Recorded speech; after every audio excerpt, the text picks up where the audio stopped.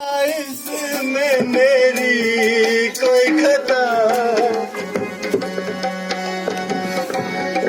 तेरे मन में दाग कोई खटका रहा, रामचंद्र का काटा न अटका रहा। अब क्यों खामोश होके चिटका रहा, अब क्यों खामोश होके चिटका रहा। मेरे सीने पे खंजर चला ही दिए, अब करो चैन से राज। राम का भेज बन में करूं राज में, राम का भेज बन में करूं राज में। मेरे दिल का तो ये मुद्दा ही नहीं, मेरे दिल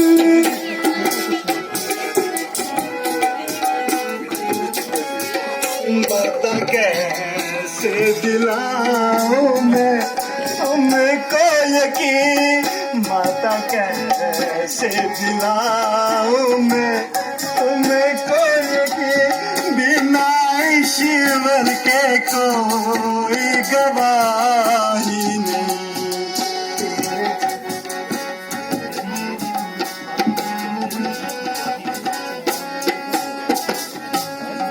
यदि तेरी सूरत सुहाती नहीं, तो मुझे खुद जिंदगी भाती नहीं।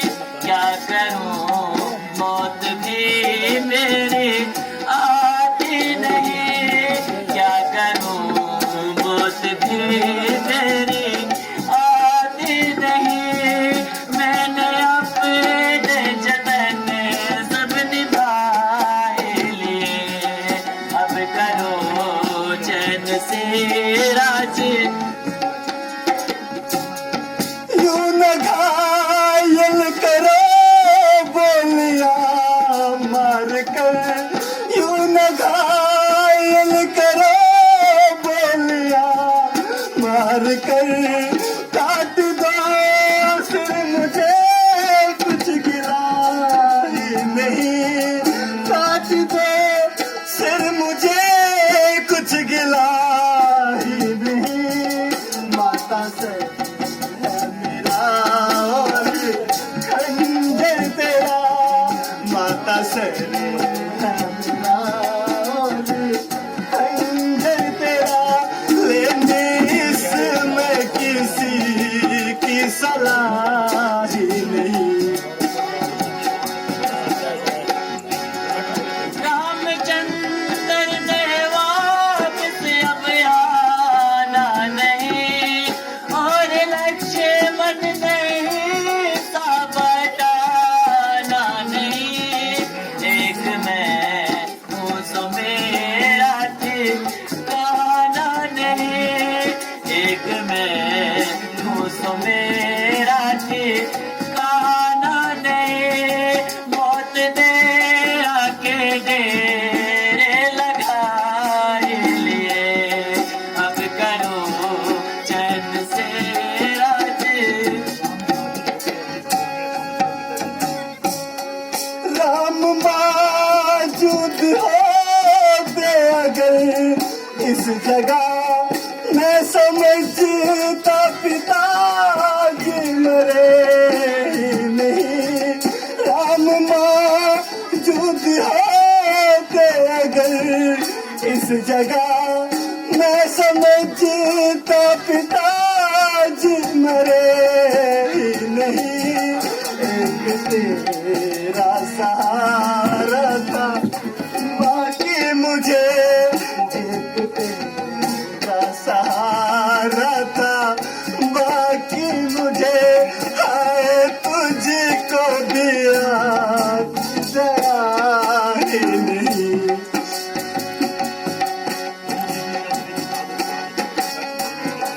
हो नहीं मेरी अब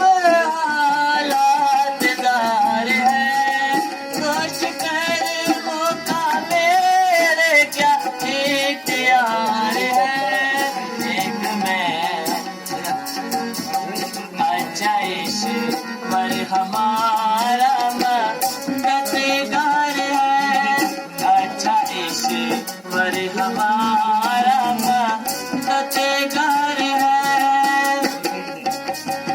लकीर तो बंदे पे लाई दिए, अब करो चैन से राजी।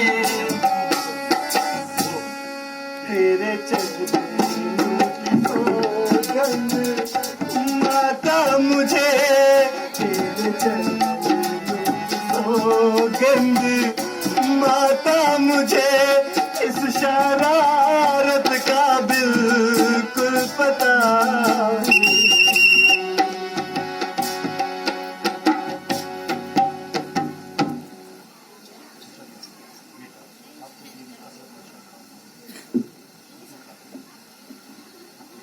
बेटा, अब तो तेरी हसमंशा काम हो गया और अयोध्या का कुल राज तेरे नाम हो गया। जो कुछ तू चाहता था वो तुझे मिल गया और रामचंद्र का कांटा तेरे दिल से निकल गया। कहो अब किस बात का विचार है? अब तो तू ही अयोध्या का मालिक व मुख्तियार है। अगर मेरी सूरत नहीं सुहाती तो मुझे जिंदगी खुद ही नहीं भाती। मगर क्या करूं, ये बेशरम जान भी निकलने में नहीं आती। अगर कुछ खाकर मरती हूँ तो आत्महत्या का पाप लगेगा, और अगर जिंदा रहती हूँ तो तेरी जान को संताप होता है। मगर तसल्ली रख, अब ज्यादा अरसे तक जिंदा ना रह पाऊंगी और इसी गम में घुट घुट कर मर जाऊंगी। माता जी, ना मालूम भरत से ऐसा कौन सा खोटा कर्म हो गया, जो आप जैसी सुशील धर्मात्मा माता को मेरी निस्बत ऐसा भरम हो गया। माता जी, मैं आपकी चरणों की सौगंध खाता हूँ, जो मुझसे कभी इस किस्म का जिक्र और निकम्मा ख्याल मेरे दिल में आया हो, या मेरी जुबान से ऐसे कमीने ख्यालात का इजहार हुआ हो। अगर मुझे इस साजिश का पता भी हो तो भी मैं कसूरवार हूँ और इस पाप के बदले जिंदा जल मरने को तैयार हूँ। माता जी, क्या आपको विश्वास है कि मैं भाई रामचंद्र जी को वनवास दिलाऊं और खुद अयोध्या में रहकर ऐश उड़ाऊं? ऐ माता जी, आपको यकीन हो गया कि भरत का आत्मा ऐसा मलिन हो गया। माता जी, ये मेरी खोटी तकदीर है जो भरत आपकी नजरों में इस कदर हीन है। अफसोस, पिताजी के मरते ही चारों तरफ से मुसीबत के बादल आ गए और निसंदेह इस खानदान के खात्मे के दिन नजदीक आ गए। अगर भाई रामचंद्र जी होते तब भी जिंदगी के दिन निकल जाते, क्योंकि मुझको वही पिताजी के सम्मान थे। मगर अफसोस, वो भी मुंह मोड़ गए और मुझ बदनसीब के दुख सहने को छोड़ दिया।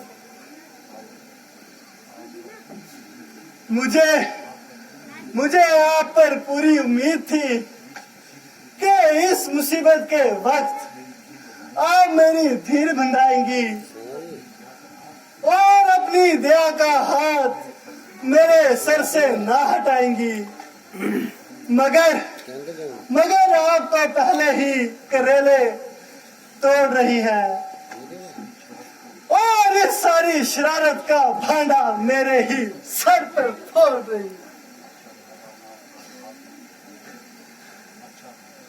अच्छा माता, आपको इख्तियार है, जो आप इल्जाम दे, भारत सब कुछ सहने को तैयार है।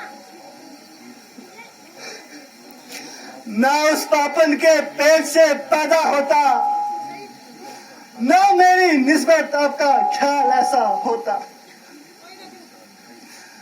मगर मगर इस तरह घायल करने के बेवजाय अगर मेरी गर्दन उड़ा दो तो बड़ी मेहरबानी हो, ताकि जान निकलने में आसानी हो।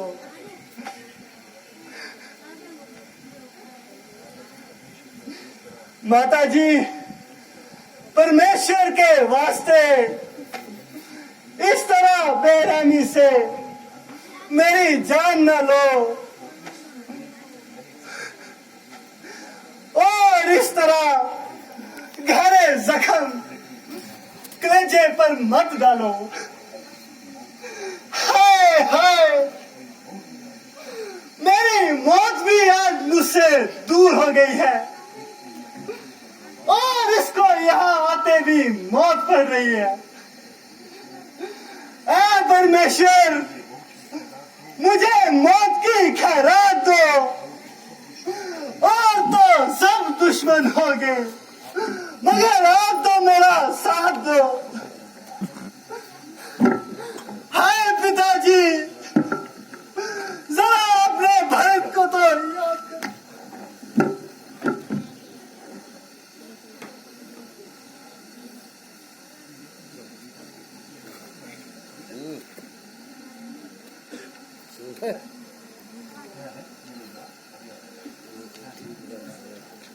है मेरे लाल, तुझे क्या हुआ?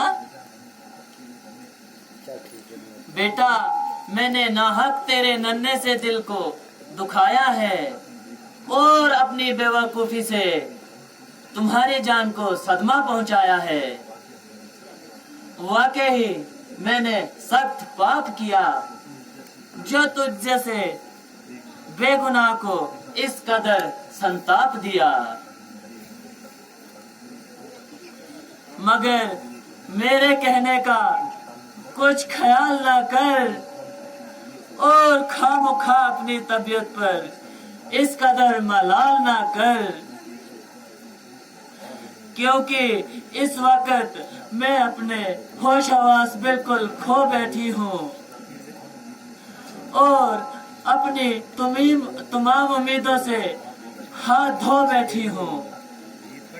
भरत, मेरे प्यारे भरत, बेटा जरा जुबान तो हिलाओ और एक दफा मुझे माता कहकर तो बुलाओ। जरा देखो तो सही, तेरी दुखियारी माता कब से तेरे सरने बैठे रो रही है। बेटा, तू तो मुझे दूर से देखकर माता माता कहकर लिपट जाया करता था और मुझे जरा सा रंजीदा देखकर तमाम दिन रोटी ना खाया करता था, मगर अब बावजूद मेरे बुलाने पर भी लब तक नहीं लाता। मेरे बच्चे, मुझसे ये तेरा दुख सहन नहीं होता।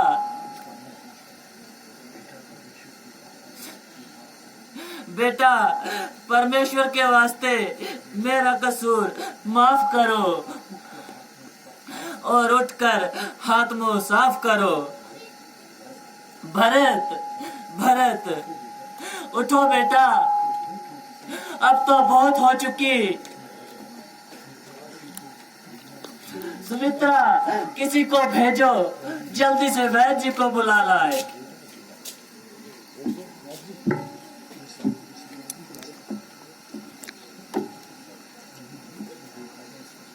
नहीं नहीं, तुम बेफायदा इस कदर गम कर रही हो और खामखा दूसरों का हौसला भी कम कर रही।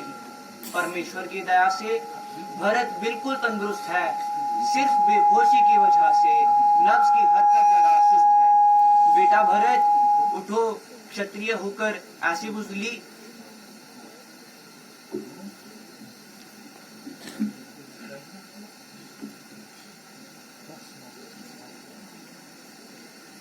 बस माता जी, माफ फरमाइए,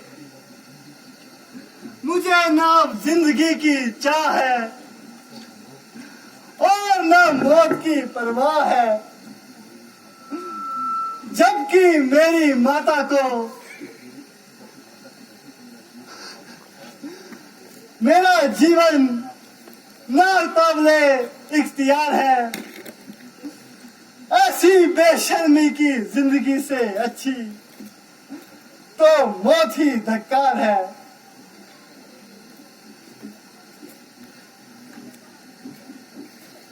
बेटा, मैंने अपनी बेवकूफी का फल पा लिया और बहुत कुछ रंजो गम उठा लिया।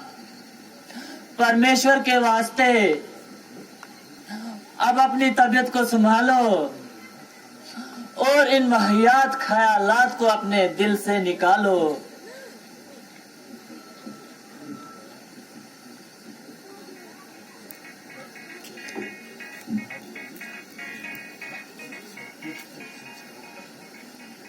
बेटा, पहले महाराज जी का नष्काम अंतिम संस्कार करना और जिस सामान की जरूरत है उसे जल्दी तैयार करना चाहिए। गुरुजी, अफसोस है कि आपकी मौजूदगी में ऐसे ऐसे अत्याचार होते रहे, मगर ना मालूम आप किस गहरी नींद में सोते रहे। बेटा, जो भी तुम कहते हो सब सच है। हमारी सब चतुराई खाक में मिल गई और वही बात पूरी हुई जो ककेई की जुबान से निकली। खैर अब इन गई गुजरी बातों का क्या जिक्र करें। पहले महाराज के दाग का फिक्र करना है।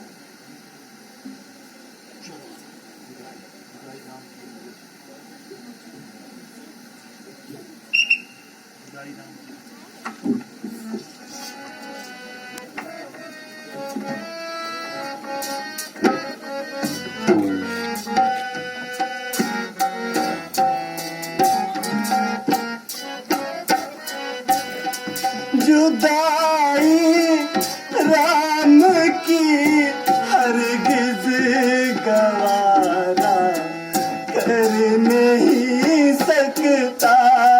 जुदाई राम की हरगिज गवारा कर नहीं सकता।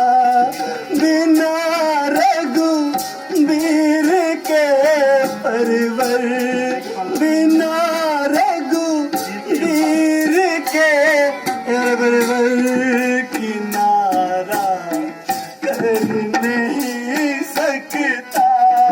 जुदाई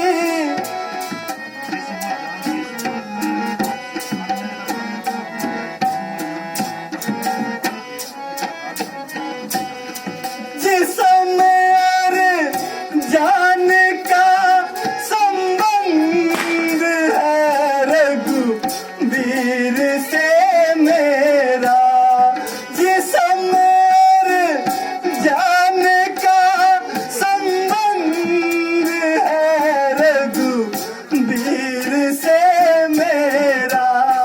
किसी हालत में मैं उनसे, किसी हालत में मैं उनसे किनारा